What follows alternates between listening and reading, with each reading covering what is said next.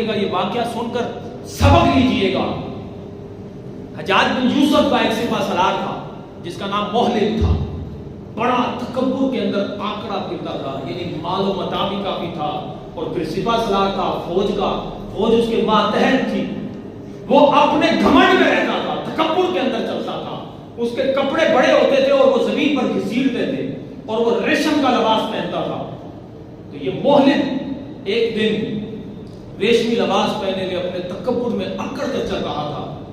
جو لوگوں کا ظلم کرتا ہے نا، مال ڈبا لیتا ہے، اس کی آکڑ ہی اور ہوتی ہے۔ وہ پھر آگے پیچھے گاڑیاں اور لوگوں کے سامنے وہ جناب آہو بخت کے اندر ہی رہتا ہے، اور پھر مجبوراً مظلوموں کو اس کی آہو بخت کرنی پڑ رہی ہے۔ مطرف بن عبداللہ رضی اللہ تعالی عنہ کی رستے میں اس سے ملاقات ہوگی۔ اللہ کے نیک بندے نا، جب خوف خدا ہو تو پھر بادشاہ کا خوف نہیں رہتا، مالدار کا خوف نہیں رہتا، پریشانی نہیں ہوتی کہ کیا بات کر رہا ہوں۔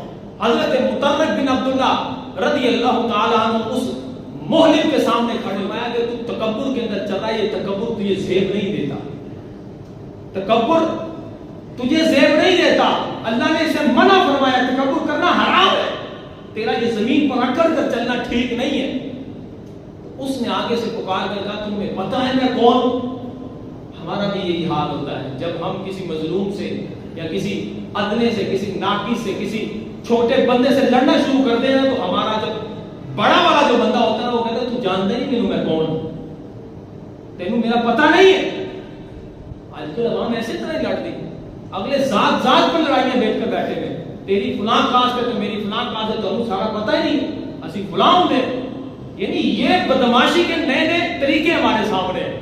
ہم گھروں کے گھر لڑائی جنگ کیوں بنے ہوئے، میدان جنگ کس وجہ سے؟ انہوں نے سارا پتہ ہی نہیں، لو جی پتہ چل جاتا ہے۔ سنو، حضرت مطرف بن عبداللہ رضی اللہ تعالیٰ عنہ نے فرمایا کہ ہاں مجھے پتہ ہے تیرا، سن تو کون ہے؟ فرمایا اولک نطفۃ مادرہ، پہلے تو گندا نطفہ، ناپاک نطفہ تھا، یعنی تیری حیثیت یہ ہے کہ پہلی حالت تیری یہ ہے کہ تو ناپاک نطفہ، وآخرک جیفۃ قاذرہ، اور آخر تیرا یہ ہے کہ تو گلی سڑی لاش۔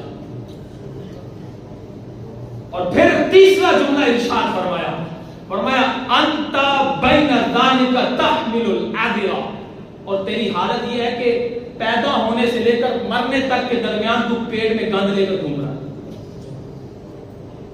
پتہ لگ گیا کہ میں کون ہوں؟